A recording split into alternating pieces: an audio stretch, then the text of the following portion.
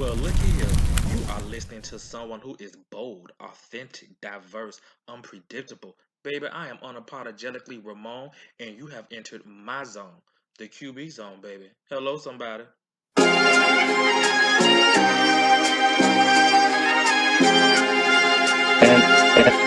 and and there's no objection.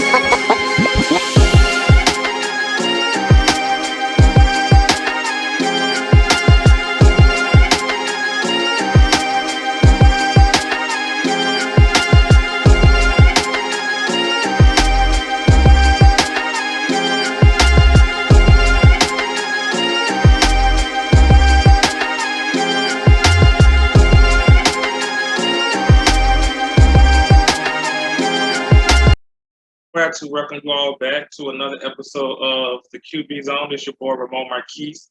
And today, I know that we are a few episodes into the season, but I wanted to do a one-off episode for Father's Day. A lot of times we get the female perspective on a lot of different topics and throughout the season. Although I do have a good mixture, it is a lot of female topics. So I wanted to do something for the fellas, just have some conversation. So that's what this episode is going to be about. We're going to talk about fatherhood and we're going to talk about dating. So first up, I have a very special guest that I was very happy to have today. He is a proud graduate of University of Central Florida, but also more than that, I'm very proud that he is a member of Kappa Psi Fraternity Incorporated. So yes, he is one of my fraternity brothers. By the time this episode airs, you guys will have heard me share a story about a group of 10. He is one of those 10. You guys have met one of the other individuals prior who was also part of that 10. So I want to welcome to the QB Zone today, Mr. Rashard McCormack. What's going on, man? Hey, what's up, man? How you doing? Hanging there. Glad that you took time out of your busy schedule to come chat with us for a little bit. Yeah. Work is crazy, and working on some side projects. You already know I got the brunch going on, and that takes up some of my time. And I got a son that takes up a lot of my time, and I got work. Just trying to balance all that. But yeah, been pretty busy. Absolutely, and we're definitely going to get into the fatherhood, and we're definitely get into the brunch. I definitely don't want to end this without mentioning that. That's a great thing that you're doing. First, I want to talk about fatherhood. When I first met you, did not know that you were a father, but shortly after, just hearing some of your stories, and for me, just seeing how you light up whenever you talk about him, how active you are in his life. And I think for me, what has always stood out whenever I meet young brothers who are fathers was that being someone who didn't have one, that stands out to me. And I think it's great. I get excited when I see it. So I can't wait to hear some of your perspectives on fatherhood. What does fatherhood mean to you? And what are some traits that you think make a good person a father or make you a really good father? So fatherhood, like what that means is like, and I'm just gonna give you like a backstory about, kind of like how I was raised. Right.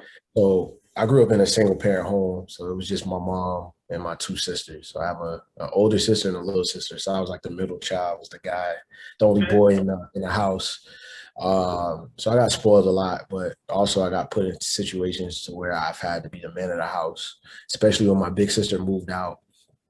And she was doing her own thing. It was me and my younger sister. So mom working two, three jobs. I was at school. I was playing football or basketball at the time or throughout the year. So, coming home from practice, I had to, cook dinner for my sister and stuff like that. But not having a father around, like I didn't, realize like how much that would affect me until like my older years. Because it didn't bother me when I was younger, like at all. I didn't think about it. I didn't really care too much. I'm kind of like one of those, like I'm very like carefree. So it's kind of like, if it's something I can't control, I don't worry about it. So that's kind of like how I was thinking about it growing up. And it wasn't until my mid-20s to where I started feeling the effects of not having a father, whether it was trying to build relationships with people or maintain the relationships that I've already had. It all kind of tied back into what I lacked growing up in that particular area of like being a child and having somebody raise you. So I've always said, And this was before I've had Kaden. I always said like, oh, whoever I have a kid with, or whenever I decide to have a kid, I'm gonna be the best dad I can be. Um, and then for me, that's just like the simple things. Like my dad never took me to the park or to the zoo or bought me things or just played with me because he wasn't around. Right. So, and those were things that I knew, like, all right, as a dad, I'm going to be overly involved. I'm going to, ensure that the mistakes that my father made, that I don't make. And then in turn, it's the mistakes that I made growing up that my son doesn't make. And to me, just like fatherhood, just in general, is just kind of like, you know, being that strong support system for whether you have a son or a daughter, just being there, being present, being actively involved, like genuinely loving your seed. Like that's your twin, that's your seed. Like, we all know how that child was conceived, but once that child is born at that time, things get real. You have a whole nother human to care for. And then what kind of man would I be, if I neglected my responsibility as a father, especially in this crazy world that we live in, not to protect my child and provide my child with the necessary resources and proper teachings and instilling wisdom in them. I wouldn't be a good dad. And to me, fatherhood is that, and just much more. Like, it's all about sacrificing. And I sacrificed a lot of things in the sake of fatherhood, just so that I can be present, and just so that I can be a better man and a better father for my child. Yeah, it's kind of it's just so many different things you can kind of tie into the whole fatherhood aspect, and it goes deeper than a lot of the things that I just explained. But definitely, for me, it's more about just being present and getting all of those things that I didn't have or lacked as a child, and just bringing that full circle with my parenting, that and the aspect that I'm in right now. Right. And what would you say are three? I'm pretty sure it's a lot, but what would you say are three of your favorite things about Kaden? Yo, man, Kaden is something else. Like Kaden is very loving, like very loving. He he gravitates towards me a lot and his mom, but it's like when I go pick him up from school, like he's jumping on me like, "Hey, Dad." I'm like, oh snap, that made me feel good. Like, Absolutely. It's like somebody was like, it just makes me feel like somebody was really waiting for me to come pick them up today and was really excited to see me, and that just makes my day. Like, it was days where I had miserable days at work, and I go pick him up, and then I forget all about that just because he came and ran and gave me that hug. But he's very loving, and for a 2-year-old, that's to me, that's kind of cool. I know a lot of 2-year-olds, they're clingy to their parents, but like, I'm still adjusting. Like, it's not like a big adjustment, but it's still like sometimes I kind of sit back and like, dang, I got a son, like, and I'm like in amazement, like, wow, I got a son. So having somebody like Kaden, or just shower me with love, and him not really necessarily knowing what love means, that just kind of like makes me feel really good. Yeah. Second thing about Kaden, like, he's a fast learner. So from, I think, the time when he was like 6 months, like, he was just picking up things like really quick. Like, he would always watch this movie before he would go to bed. And I think he watched that movie from like 6 months, like all the way to maybe like he was like till he hit like 1 year old. It was called Sing. And I know you're talking about that. Yeah, it has like Jennifer Hudson in it. She plays like one of the characters. So he will always hum that song when he was about 6 months. And then when he started to kind of formulate words, like, his first words were the first 3 lines of that song. Oh, wow. So we would sit on the couch and watch it, and then I would hear him mumbling. I'm like, wait, what is he saying? And then he would say that. And even now, like, he's like, if I don't move too quickly on something, I may just be like laying around. I want to get up, and he's thirsty. Like, he'll give me his cup, and like, he's like, here, juice. And I'm like, man, just wait. And then he'll disappear, come back, and then like the other day, I saw him on the floor with the juice, and he was twisting off the knob, pouring his own cup. Didn't make a mess or anything, which was crazy. Oh, wow. But he's a very, very fast learner. And you know, a lot of 2-year-olds not like that. Every Right. child looks like real different. And then the third thing about Caden is he is very, at times he can be very independent. So although he does shower like you would love, and you know, he might want to cuddle or something like that, there's times where he can do it himself. Like we'll be at the store and I'm like, all right, go hold my hand. He'll be like, nah. And he'll follow me. He won't just go run off. He just follow me. Like even now, like he's potty trained. So I'm taking him to the bathroom. He Right. don't want me to follow him into the bathroom. He closed the door, sat in the toilet, he washed his hands and came right back out. Um he's a very independent child, feeds himself. Um yeah, cleans up after himself for the most part. I mean, it's not the best, but Right. Right. he gets it done. So I think those are the three things that are like the most that I appreciate about Caden. Like he's just as a child, and then not being able to experience that from a parent perspective, like in Absolutely. those eyes, it just seems like really cool. Like I have a 2-year-old and I'm watching like him grow up, watching him learn about his emotions and you know what's right and what's wrong and stuff like that. So it's pretty cool. But those are like the three things that I like the most. And you say he's 2 years old. So over these 2 years, how would Mhm. you describe your journey as a father? And what are two lessons you've learned? It was tough. It was definitely tough. It wasn't a huge adjustment because I think I've always had some sort of fatherly instincts like instilled in me. Because just like with my friends, I'm kind of like watching over them at times Right. as well. I'm always giving them advice. I'm pretty like hard on my friends about certain things that they should be doing and shouldn't be doing. And I also had some motherly instincts, so it was just like I knew like I love kids. I want a bunch of kids, so like when I first seen Caden, like the day he was born, like it just immediately kicked in. But there's like other things too that you got to kind of put to the side now. Like I wouldn't say I was always going out a lot prior. You know, just as a young dad, I wasn't really going out like that. But like now, it's just kind of like I don't even really care to go out as much. Like I Right. only go out when I'm free, or if I had like a rough week at work, I want to go out and go get a couple of drinks with some friends or something like that. But like being able to sacrifice your personal time, that's like one big thing. Like you don't have any personal time anymore, like when it comes to kids, because you have to put all your needs before, you know, well, all their needs before yours. Absolutely. And that was something that I had to learn quickly. And then I think the second thing is that being that I'm a single dad and I co-parent, like another thing is just like having to be open with his mother. So and by that it's just over communicating about things in regards to Caden and his whereabouts and what he's doing, and you know, do things that he may have done and places that I want to take him, Right. just because we don't live in the same home.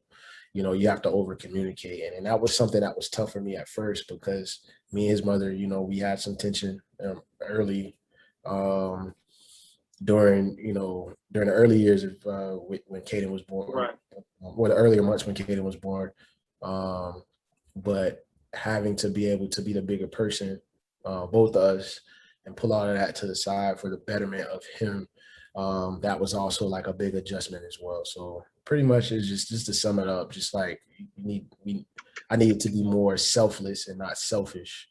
So a lot of people that don't have kids, they can kind of experience that now, as far as being selfish because they don't have anybody to provide for. Absolutely. You know, they just provide for themselves. So whether it's them constantly traveling and going to parties, or spending their money all kinds of way, I can't afford to do that right now because aside from me providing for myself, I have to provide for my son, Right. and I have to make sure savings is at a certain point. I have to make sure I budget Right. and all the different things like that. So just really the main thing is just being selfless and not selfish anymore. So I don't have that luxury to do that anymore. So And with co-parenting, I don't think anyone can really understand the hard work that it takes to co-parent effectively, unless you are in that, unless you're having that type of experience.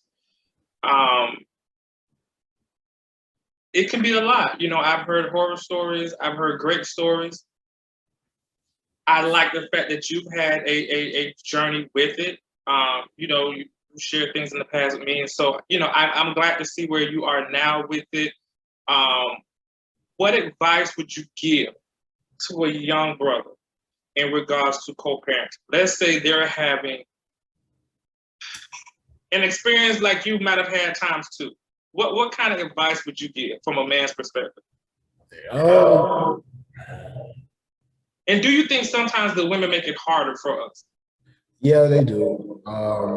You know, it could be harder both ways, but you know, just speaking into about a situation similar to mine, yeah, they do. It's mainly because a lot of the times, you know, women are still have some kind of attachment towards you, and granted, nobody wants to be in a co-parenting relationship. Like, Right. you know, if anybody that is currently in one would have to do this all over, they probably would just make it work. But, you know, there's circumstances preventing that. And, you know, those are the cards that, you know, a lot of single fathers and single mothers are dealt with. And some people are, you know, they came to terms with it. Some people don't. And I think for just somebody kind of like dealing with the same situation I've dealt with, I think the one thing that they need to do is just kind of like let it go. You know, just because I know a lot of the times the women make things hard on us, but that's probably because of a lot of things that we're saying or doing to the mother. Okay. And just being petty, like all that stuff just has to go. Like I just mentioned, like it's bigger than mom and dad now. It's a child involved. And if you can't make it work, you know, to be in the same household, it's okay.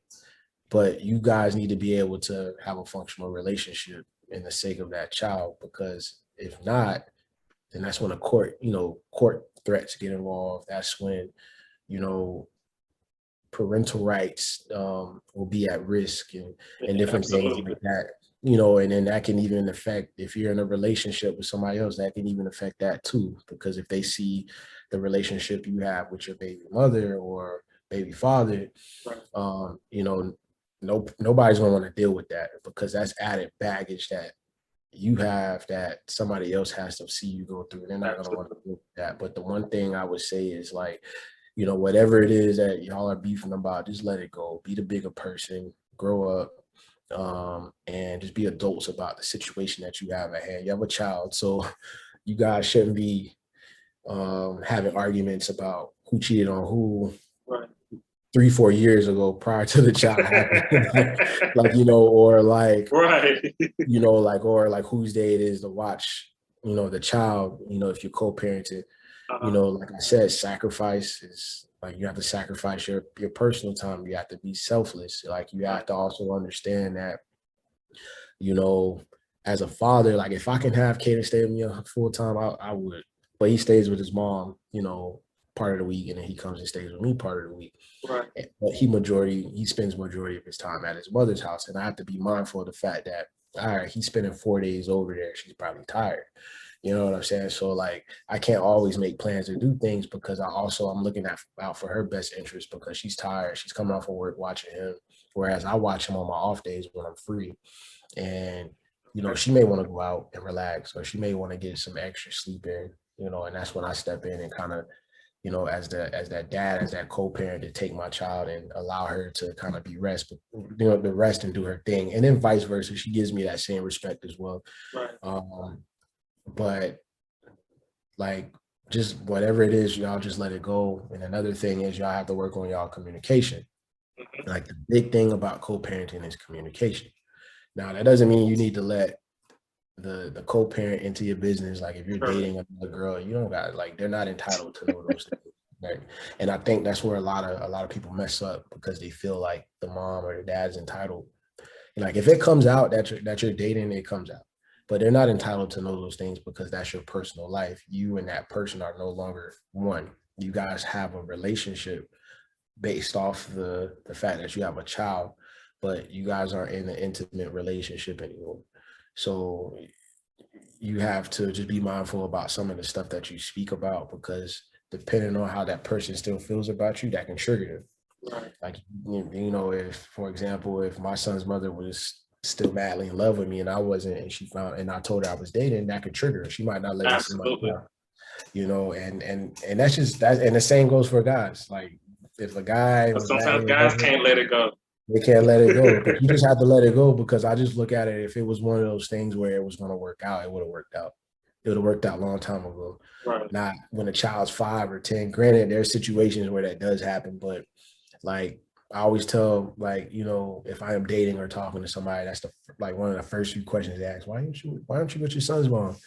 Well, you know, we couldn't get along, but right now we're in a good spot, and then we come to terms with where we're at now, and that's how it's going to be, and we made peace with that. Right. And why aren't you with her? Well, if I wanted to be with her, I would have been with her a long time ago. Right. Those are the questions that I get asked constantly, and you know, some people get it, some people don't, but you know, you just the communication part is very key into co-parenting. If you don't have that, things get real difficult. So like me and my son's mom, we're really cool. We don't have any tension or any hate towards each other. So we're constantly That's good. texting or on the phone talking about Right. Caden, like, you know, what he did in school today, you know, what I got planned for the weekend, or if he needs clothes or some kind of food, or, you know, if I'm like, look, I got a couple of days off, just drop him off or whatever, or vice versa. Mhm. Me and her are always talking about things that That's really good. involve him. And sometimes we'll ask each other how we're doing mentally, because, you know, she's the caretaker, I'm the caretaker. So if she has Caden full time, I want to make sure she's in the right mental state to care for Caden. Right. A lot of people may think that maybe too much, but you know, she's not straight, and she's not going to be straight. A lot of people So don't realize that. exactly, she's not going to be straight to care for the child, and vice versa. Like, if I was financially in a bind, I can't care for him, you know, she might have to do her part as the mother to just kind of help until, you know, I get myself back on my feet, and vice versa. So, but communication is like very, very important. Because But you are very involved and active in his life, and that's very important for you.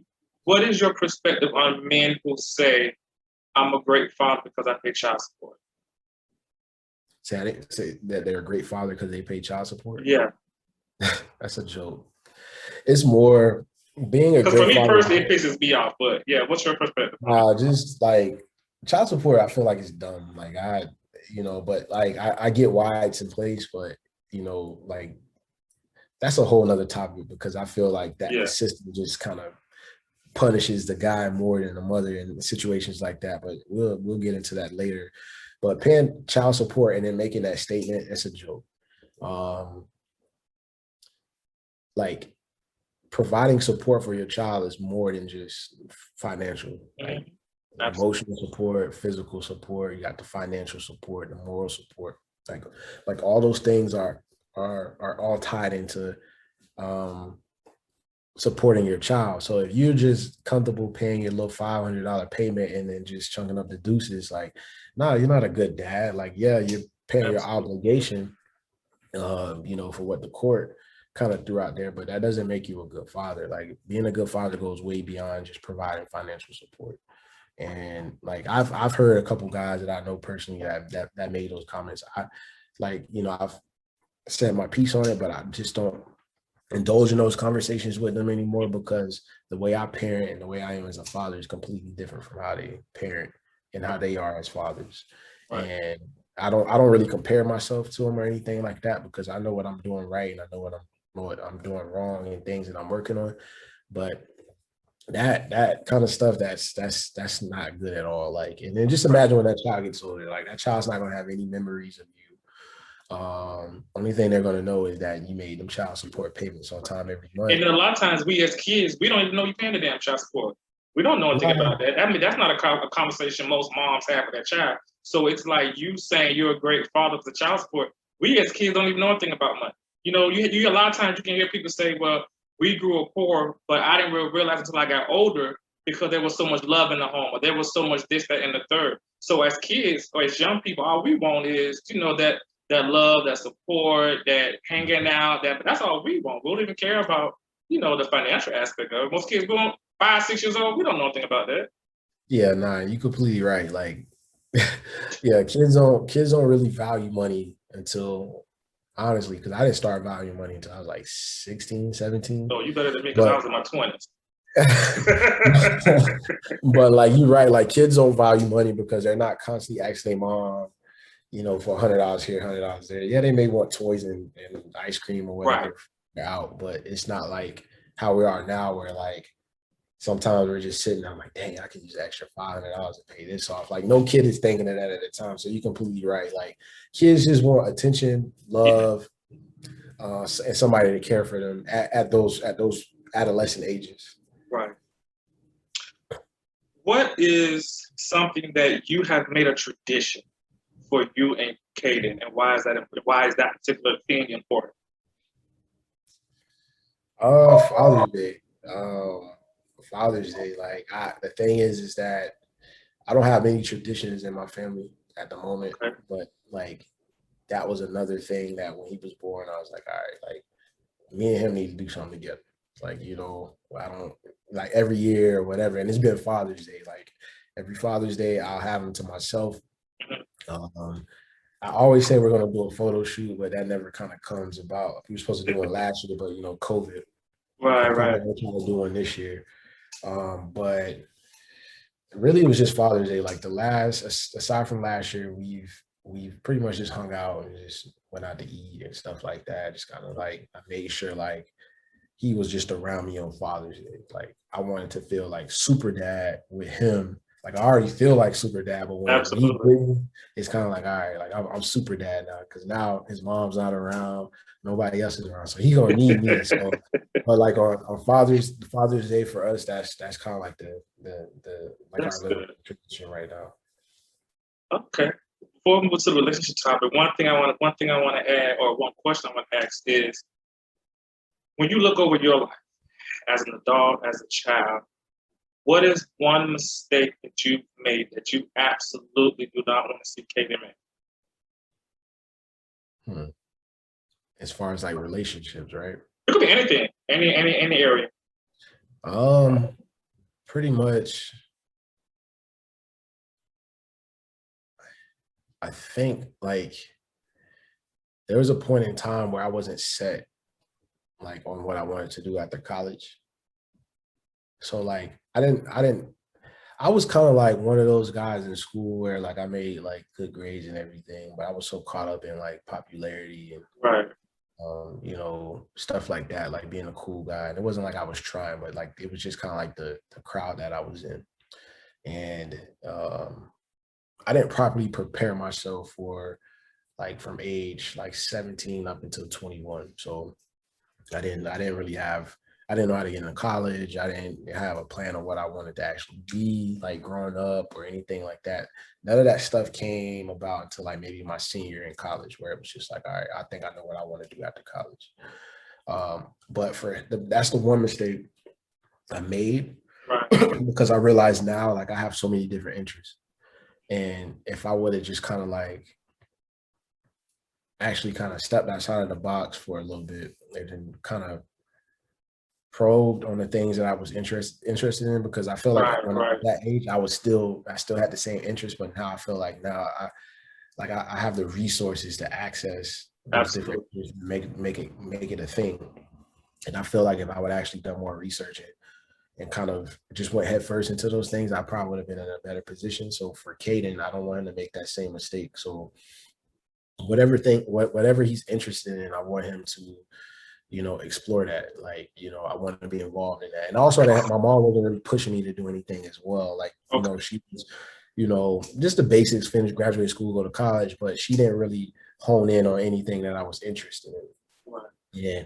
Being that now, like I'm at a good point in my life financially and a good place in my career, and me knowing what I know now, when he gets of that age, in high school and stuff, whatever he's interested in, I'm going to make sure I hone in on that for him. Like whatever he needs, if he needs to go into some kind of summer camp or some kind of program to help him explore those interests more, so he can be the best person that he can be, then I'm going to do that. But I think that's like one of the biggest mistakes like I think I made, because I think I would have been well far off at this point in my life if I were to hone in on a few things that I actually wanted to do.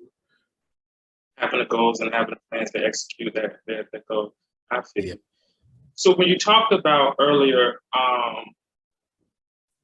you don't have to communicate to your baby mom and vice versa about, your dating and relationship. And so that's a good segue because I can't wait to hear some of your opinions on some of these relationship things I'm gonna throw at you. At the point that you are dating a young lady, have you introduced her to Katie? And at No. what point? So you haven't done that yet. Okay, that's okay, good. So you haven't gotten to the point where you've introduced a young lady to Katie. What do you need? Is time a part of it? Like, we have to be together by at least this amount of time? Or is it just certain things you need to see within the relationship? I think it's a little. Okay.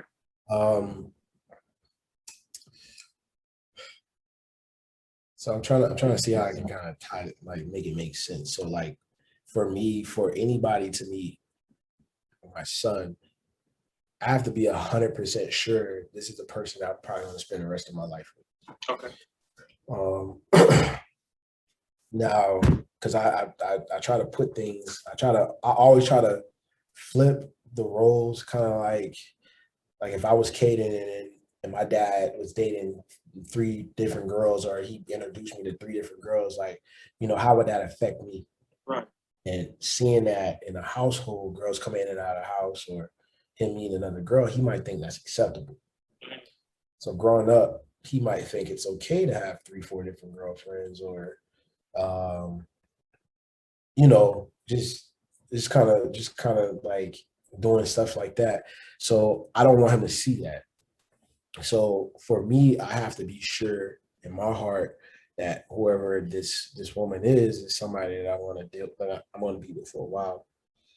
So that's one like criteria. The second criteria is that is she willing to make the sacrifices that I'm willing to make for the child? Now, granted, this is not really her child. She didn't give birth to it, but I do want to see if that person has some kind of motherly qualities, right? Absolutely. So, and I'm not sitting here and I'm not going to ask somebody to like, look, like, you have to do this, you have to do that. Like, you shouldn't have to. It should come naturally if they want to be with you. Yeah, like I'm not. Yeah, exactly. That if you want to be with me, that's what comes, my son. And if you can't love him the same way I love him, then I can't go any further with you. Like, and that's okay, because some women aren't ready for that. Some women aren't ready to be a stepmother or to have some kind of motherly instinct. Some women aren't willing to be selfish, because when women are, dating, they want to be the only one, right? So knowing that there's always going to be somebody there blocking you from being the only one, some women can't stand that. I remember maybe about a year and a half ago, I was dating somebody, and that was an issue, and I had to cut that off quick. Like, she knew I had a kid, but she didn't really express how she felt about it. She said she didn't have a problem, but I can tell with certain things where we were planning a date, and I'm like, hey, look, I can't. Like, we have to reschedule for tomorrow. I have my son. The body language or the tone of voice will just kind of say it all for me. Like, yeah, it might be okay, but then like deep down, she's having a problem with it. And I think it was at a point where Kaden got a fever, and I had to, I kind of cut our date short, and I had to go rush to the hospital. And she complained about it. That's crazy. And the thing is, and I can never say somebody's feelings are invalid. You're entitled to feel any kind of way you want to feel. So I kind of got what she was saying, but at the same time, my whole thought process is that you knew what you were getting yourself into. So if you knew that, then right now we wouldn't be having this conversation about dates and time and stuff like that. Because when I do have the time, I make sure at the time with that person, I made sure that I was with her and everything like that. And I made a lot of time I didn't have. So, seeing that it had to end over Kaden, that just kind of like opened my eyes to like, all right, like, next person I date, they're not going to be Kaden. they have to have certain qualities in order for this to even progress the way I want to. Yeah, we can date, but if you can't love Kaden the same way I love him, when it gets to a point of that relationship, then what's the point? Like we can't even take that next step, because that next step will be possibly marriage or moving in, or whatever route we decide to take at that time. But Kaden's going to be involved, and if you see Kaden's going to be around a lot. Like the minute you meet Kaden, then that's the okay for me to be like, all right, you might be chilling at the crib, but Kaden's over here. And what gets me is when a chick is born to date a guy with a child, but there's a level of understanding and consideration they don't have, and think that they should be number one before the child. And that's crazy. Like, you're not going to be number one. And a lot of them are not able to accept that. And that's when you run into a lot of problems. Yeah, it's just weird to me, because like, how can you not look at a baby and understand the needs and the amount of work that it takes to care for a child, and you want to be number one? So that just makes me think that, some women in that aspect, no disrespect to whoever's watching this, but some women just want to be treated like kids, or they want to be babied or whatever, and I get that they want that attention and affection, but there's a whole nother life that's involved.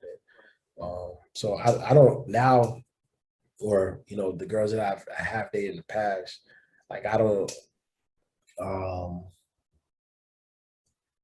force that on them, like I have a child and you need to do this and do that. Like I just kind of like let's see what happens. And they know I have a child. Everybody knows I got a kid, but let's see what happens now. Like, how would you react if this came up? Like I want to see with my own eyes without forcing it on you to see what's going to happen. And and that for me, those are criteria as far as like dating, for it to work, for it to get to that point to where like, all right, you can finally meet Kaden, because now I see that, you have some level of understanding to where like, if it progressed, you'll be able to develop the same kind of feelings that I have for Kaden, maybe even stronger. Like, So. If a chick cheated on you, could you stay in a relationship? I mean, I've done it before, so yeah. Oh, okay. I mean, well, I wouldn't say right now. It's all circumstantial. Let's put it like that. It's all circumstantial, but I have in the past. Like I've got cheated on multiple times by the same girl, and I still was there. I think you shared that story. Okay. But it's all circumstantial though. Right. It's not a guarantee you would leave, not a guarantee you stay. It depends on the situation and how it happened. Yeah, because I think a lot of people are like that too. So and they just don't want to admit it. This kind of it's all about who knows, right? So for me, it's kind of like, let's say hypothetically I get cheated on, my girl cheats on me, right? Mm-hmm. And say if nobody knew that she cheated on me, like she didn't share it with her friends or anything like that, I might consider it. Okay. Taking her back, only after a conversation is had. I wanted to see why she did what she did, and like what the purpose was. Can we rebuild on this, and etc. But if she done told her homegirls, or she's on Instagram on her close friends, the whole family knew. Yeah, it's a no. And a lot of people like that. A lot of people don't want to get embarrassed, because cheating is embarrassing. Like cheating hurts emotionally, but it's also embarrassing when other people find out, because now you don't know who to trust. How did you get over it? Say that again. How did you get over it? It took a while.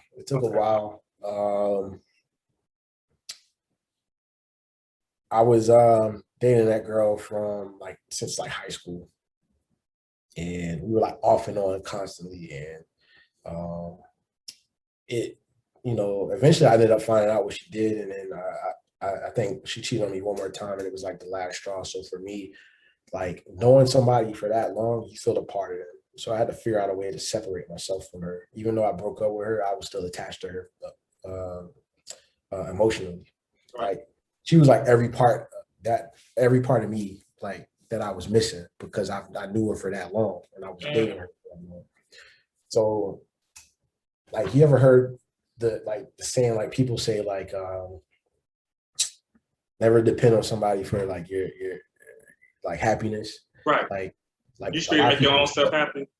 Yeah, so I was dependent on her for a lot of that, like my happiness, like different emotions and stuff like that, and I never knew how to express those emotions on my own. And so I had to figure out, I had to genuinely like sit down and like reflect and figure out like what honestly makes me happy that I didn't know. Right.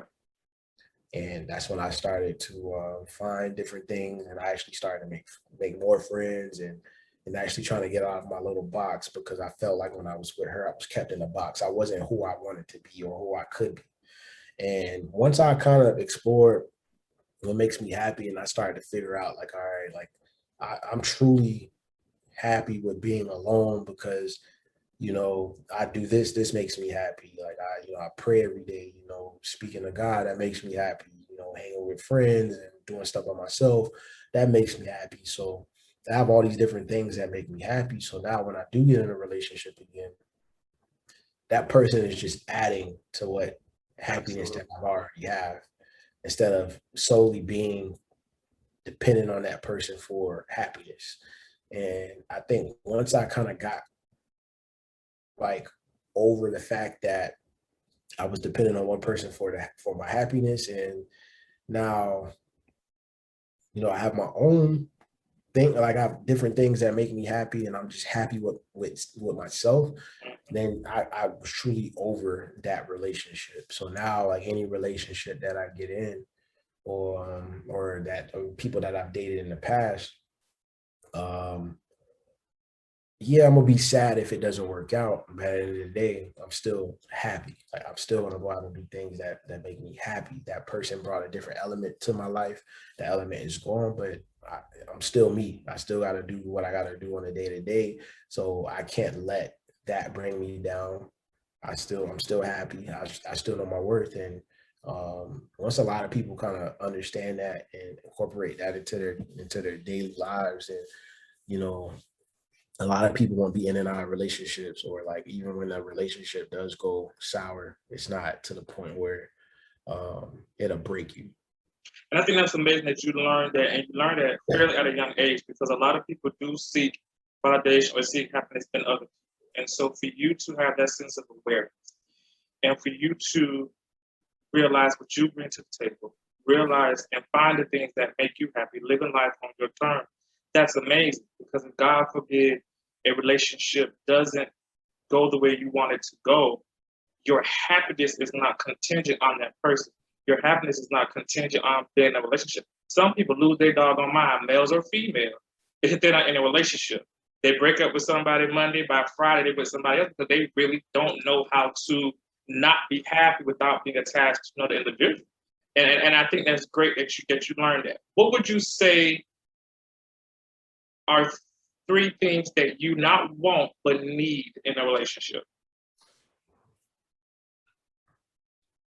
It's crazy. I was just talking about this the other day. um, Need emotional support.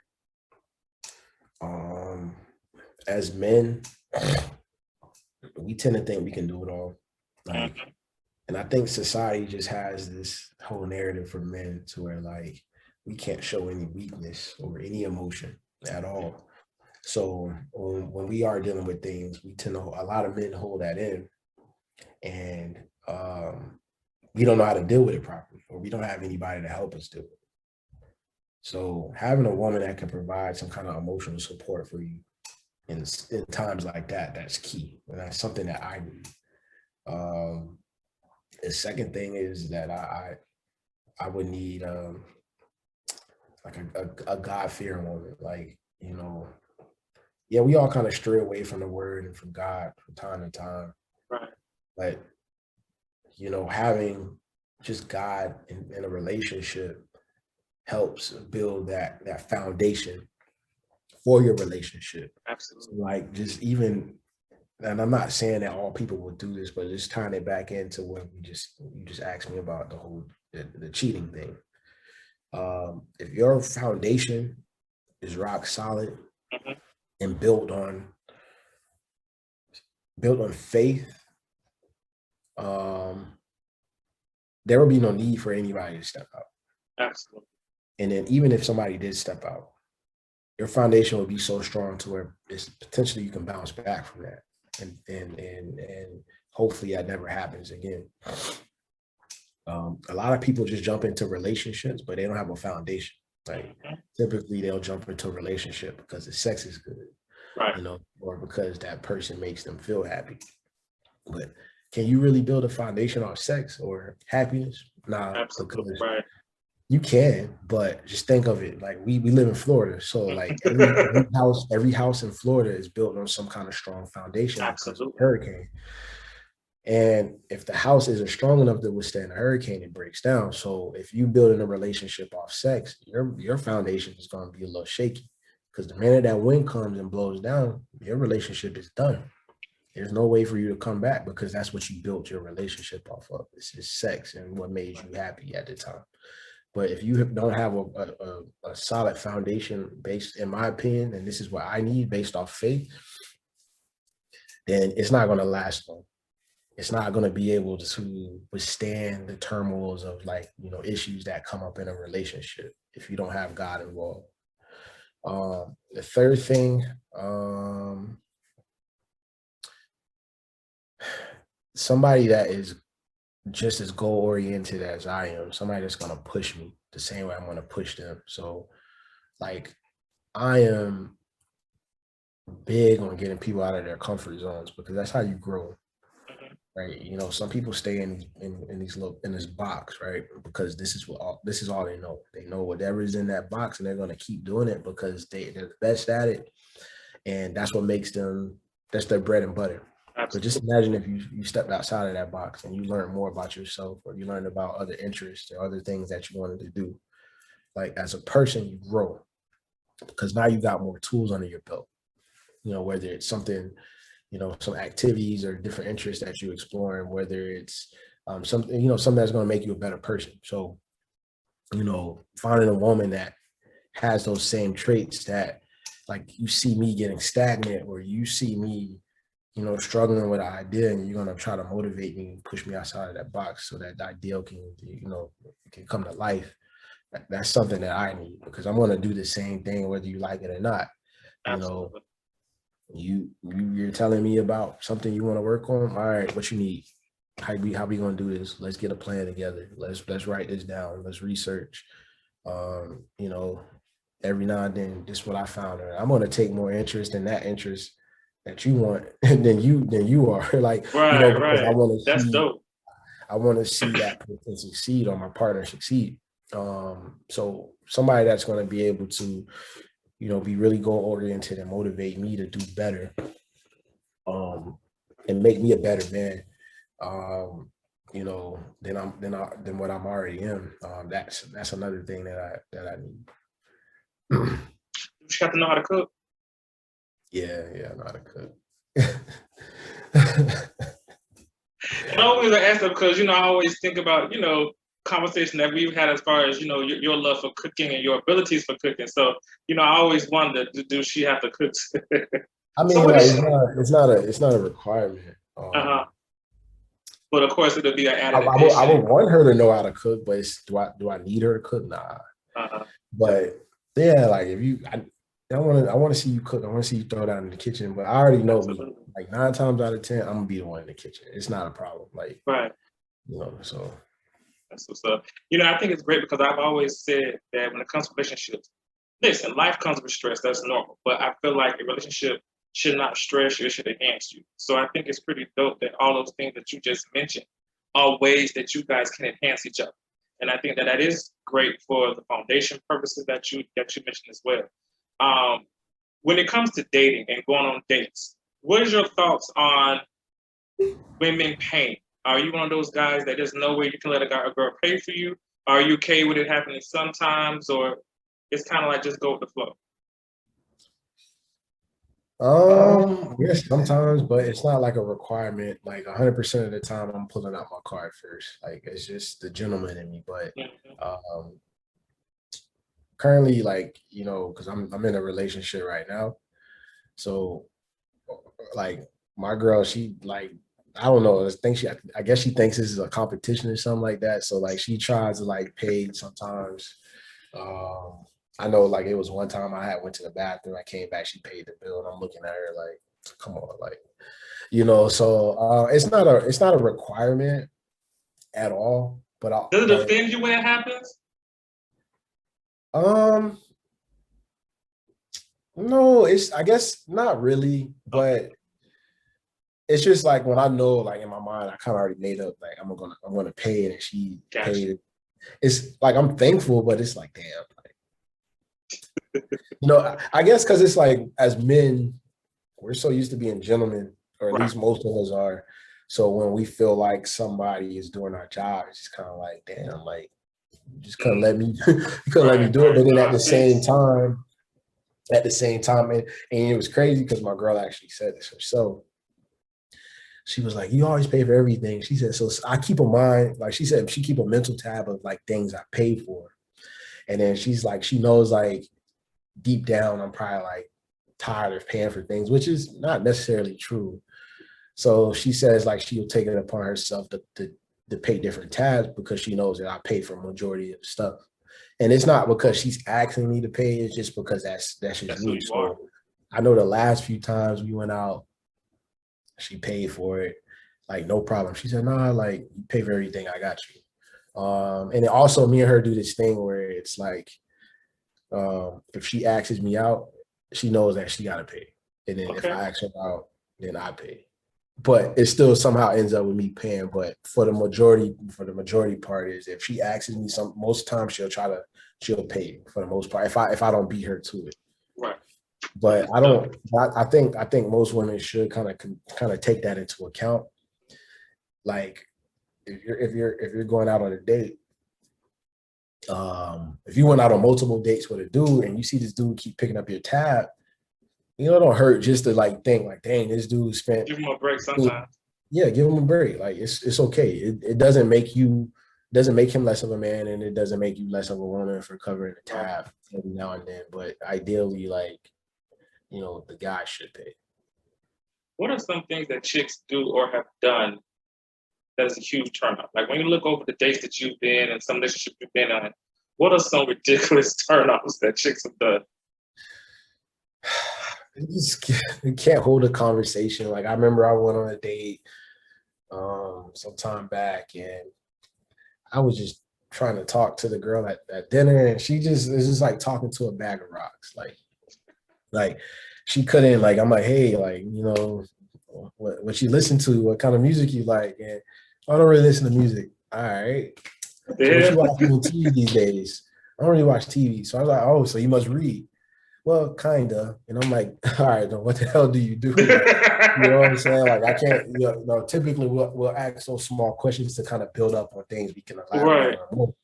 But pretty much like somebody that can't hold a convo, and then you got women that just kind of like talk about themselves all the time or the entire date, or somebody that's like real sensitive. Like me, I'm very blunt, and I joke like a lot, sometimes too much, but and I kind of make that a like known at the time, like, hey, joke a lot. And then I remember I was like kind of teasing one of the girls I was like taking out on a date, and she just got like really offended, and I'm just like, oh wow, playing.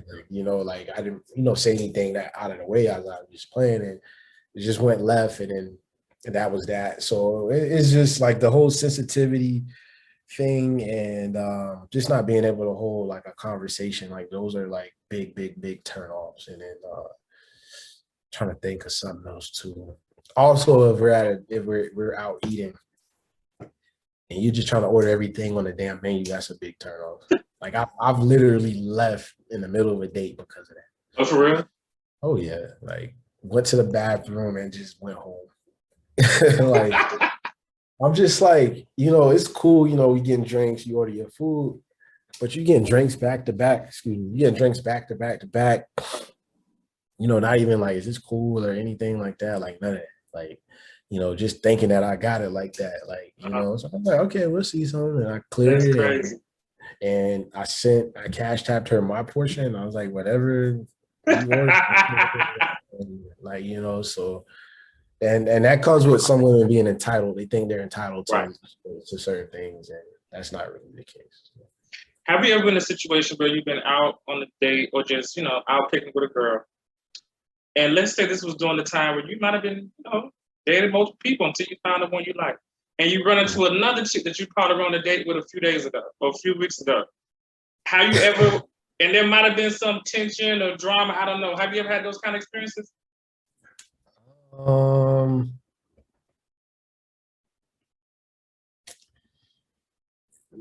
not on a date, but it was at like a party, something like that. And,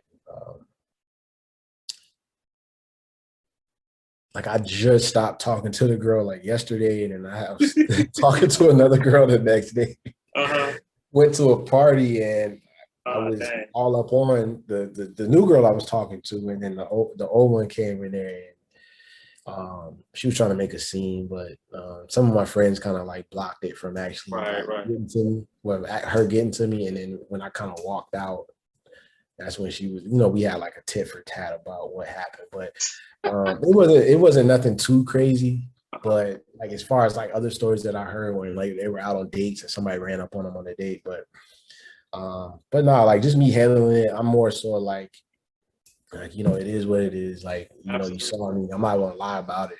Like you saw me, and that's just circumstances right now. I don't know what you want me to do. If a chick wanted to spice some things up, what is your perspective on toys? And does it depend on which toy? I guess it depends on which toy. I mean, I wouldn't like. I mean, for me, like a guy, like the only toys like I've like experienced were like handcuffs. Okay. I guess that's a toy, but like toys on her, like I'm with it, like with that with her, but like on me, not too much. What is your thoughts on submission? Women being submissive in relationships. I think a lot of times men and women have different viewpoints on submission. Are you talking about like for a guy or for a girl?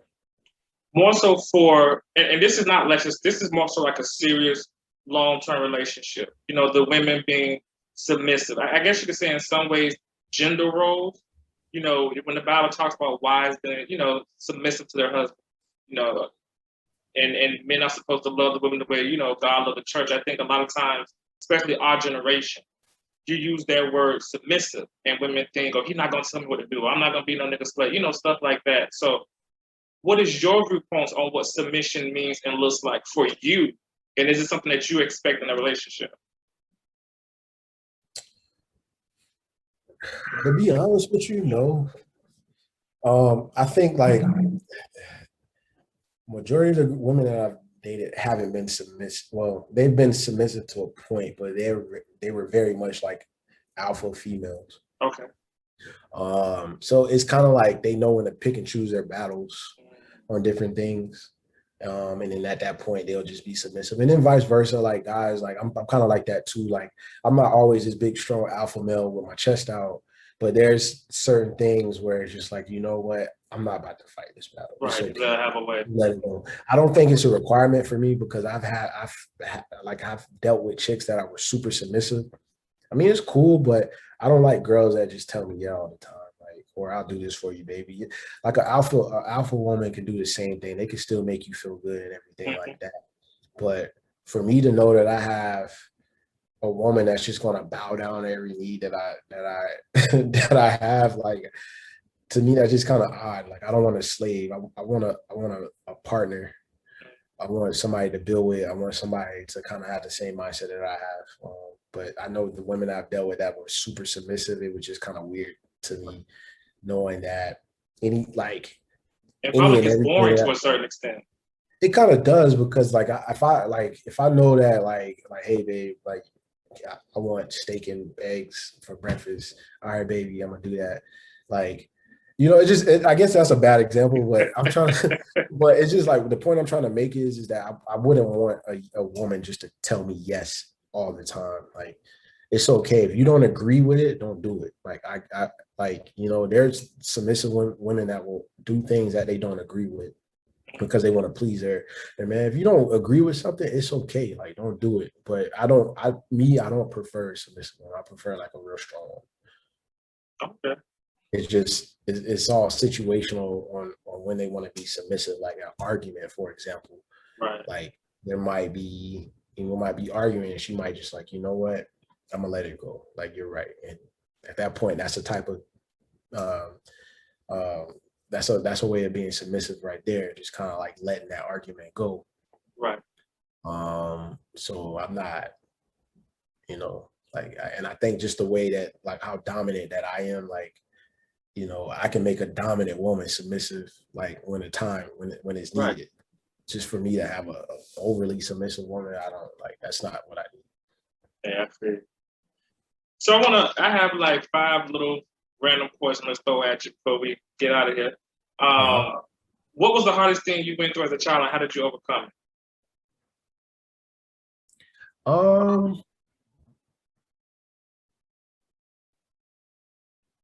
My mom not being around too much because she works so many jobs. She wasn't there to, like, in most of my football games or like a basketball game.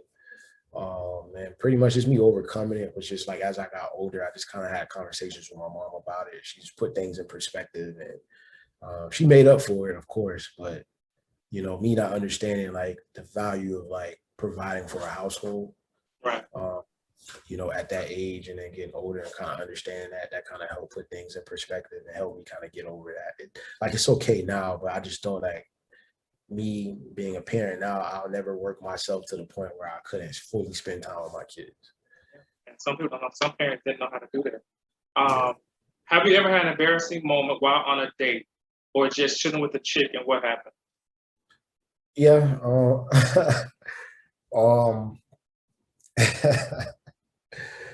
Man, we were driving back from dinner, and whatever I ate that night gave me a bubble gut, so I just kind of like ripped one out in the car.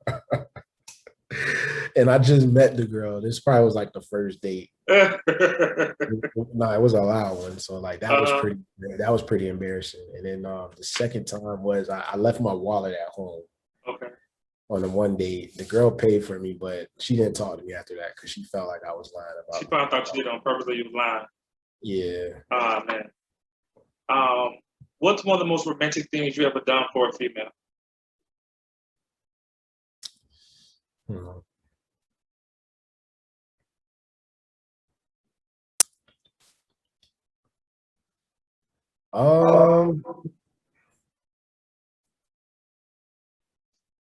Take them out of the country. Okay. Yeah. My girlfriend's never, and actually, I haven't done it yet, but like, we're getting ready to go to Cancun, so not Cancun, I'm sorry, Costa Rica. And she's never been on a plane. She's never been out of Florida. Really? Oh, wow. And I remember last year we were talking, and she just randomly like, hey, what's some places you travel to? And I told her, and she told me some places. I was like, wait, so you've never been out of Florida? She's like, well, I've been on a cruise to the Bahamas. And I was like, all right. And then she kept saying, man, I wish I could just get on somebody's island. I was like, all right, I got something for you. Like, things look better. So I was like, I got something for you. So she's a teacher, so she's about to be out of school, I think, next week. And so I told her like a week ago, I was like, hey, and then she said, what? And I just sent her a picture. She was like, what's this? I said, we're going to Costa Rica. She said, when? I told her. She was like freaking out and shit. So to me, it was just like, I was just like I didn't care how much it cost. I was just like, I just wanted to make her feel good. So like now she's like, oh, sending me outfits. Like, what you think about this? What you think about that? And stuff like that. So I feel like that was pretty romantic because she's never did anything. And then the stuff that I got planned for her when we get there, it's going to be kind of cool.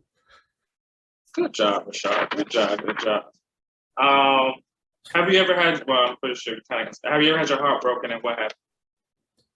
Yeah. Like I mentioned before, when I was dating somebody, I got cheated on with she cheated on me with multiple partners. To me, I feel like that was like the biggest heartbreak that I've experienced. So, Right. and I kind of mentioned how I got over that too as well. Mm-hmm. Just kind of finding myself. Whether you liked it or not, this is the last question. What is the craziest thing a chick has ever done to you? Whether you liked it or not. Go up to my crib like randomly to see if I was cheating on them or something like that. That was like the craziest thing. Okay. And getting pushed down the stairs. Wait, what? And getting pushed down the stairs. You got pushed down the stairs? Yeah. Oh, dang. Yeah. Because she found you was cheating, or she thought you was cheating? She thought I was cheating. Like, okay. Like me, I sleep all the time.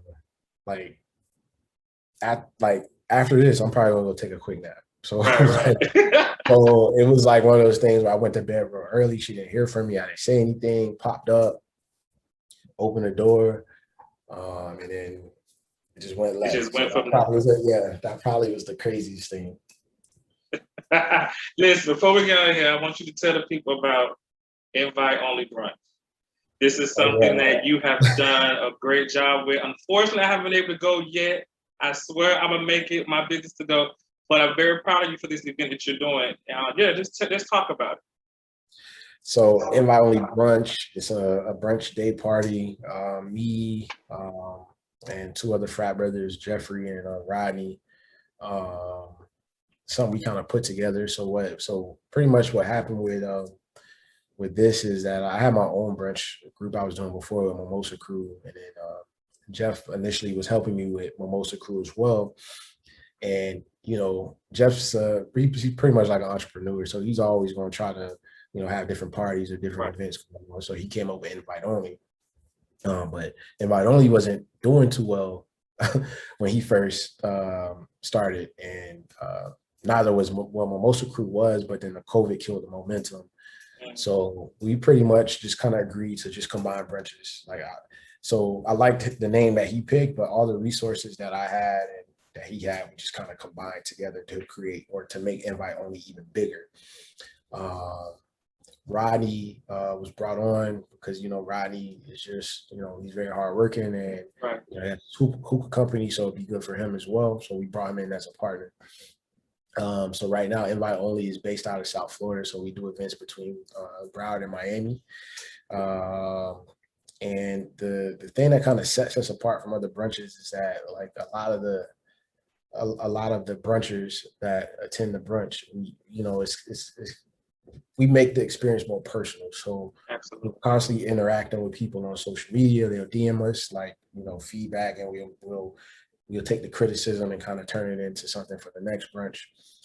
We also have like hosts, but to keep up with the times, we have like really big hosts. Like it may be some kind of Instagram celebrity or some kind of, rapper and whatnot.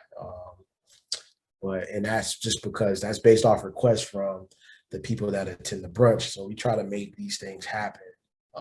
So we're growing in size right now. So last brunch we had maybe about 2 weeks ago. I think we had like over 1,300 people attend the brunch. And the brunch before that we had 800. Brunch before that we had about 5. And the brunch before that we had like 3. It's always been about 3, and then it's kept growing. So now our next brunch is July 17th. We have Major 9, who's a local Miami-Dade county rapper. He'll be performing at the brunch. July 17th, and even like right now, I think we're just in June. Like right now, we already got like 5 to 600 tickets sold. Like right now. I remember when I saw that. Like y'all tickets go very fast. Yeah, that's amazing. They go very fast, and it's just based off the relationships that we built with people, and the experience that we're trying to provide. So hopefully this time next year will be even larger, because the way we're kind of looking at like how we want to move forward with the brunch is kind of like, I don't know if you ever heard of like Rolling Loud, those music festivals. We're kind of trying to bring that same kind of atmosphere, but to a brunch, to where we have performances, and it's people got mimosas, and they're having fun, it's just bringing that vibe down, like just a different vibe. Like I brunched in Atlanta, DC, Houston, Chicago, and all those brunches there have very, very nice vibes, and you come down here, we don't really have those same vibes That is down true. here. It's That not, is true. or it's not as consistent. So we're trying to build, and with our model that we have, we're trying to make sure that we're sustainable, for however many years we're going to continue to do this, because I mean, it's food. Who doesn't want to eat? But then we're also providing entertainment. We're also providing the drinks. If you want to get in VIP, we're also providing that stuff for you as well. So you can go ahead on Instagram. Y'all can follow Invite Only Brunch on Instagram. We don't have any other social media. So if you want to see any previous events, you can go to Instagram and check that out, and just kind of stay tuned for any up and coming projects that we do have. Absolutely. So I heard the man, Invite Only Brunch. It is a great event. I can definitely say that every time I see the pictures and the videos, I'm like, where is there any kind of elbow room? It's always like packed full of people. I'm like, how is this even allowed? Like y'all didn't the help. What you call it? The code. The code enforcement. Right. Like they say y'all got too many people, but everybody looks happy. Everybody you can tell everybody's having a great time. And there's diversity in regards to the menu. There's diversity in regards to the entertainment and just kind of like the themes. I know you guys had one, a few weeks ago, kind of like the Haitian theme. Like Haitian flag. Right, Jesse Boo. Then I know you had someone I'm a big fan of, Pretty V. And so there's a lot of things that you guys are doing, just take it to the next level. And I think that's awesome. I mean, every time you guys have one, people are already asking for the next one. And you probably haven't even really put in those finalized plans or whatever. No, so I think that's great. We try to have our events planned out like 6 months out. So, nice. So pretty much up until this point, we were planned, and then now we're prepping for the rest of the year. So we do brunches every 2 months, not every month. So right now we're trying to prep for the next brunch in September, and then we may have one in November. But we're trying to do something really, really big for Art Basel. Nice. Okay. Listen, Duke, I appreciate you. I always have. You always support me, so I appreciate you taking the time out to do this. It was a great conversation. I thank you for just being open and being vulnerable. And it was good. I enjoyed it. I'm sure people are going to listen to it and enjoy it. And it's great to have a male's perspective, because sometimes I get tired of sharing my perspective. But I'm glad that you came out and did this, and I really appreciate it. Right. Thank you. Absolutely. So you take care, Rashard, and we'll be in touch. All right. All right. Take care. Well, that's it for the zone today. We are officially shutting it down. Thank you guys so much for tuning in. And until next time, remember this: your hardest times often lead to the greatest moments of your life. Keep going. Tough situations build strong people in the end.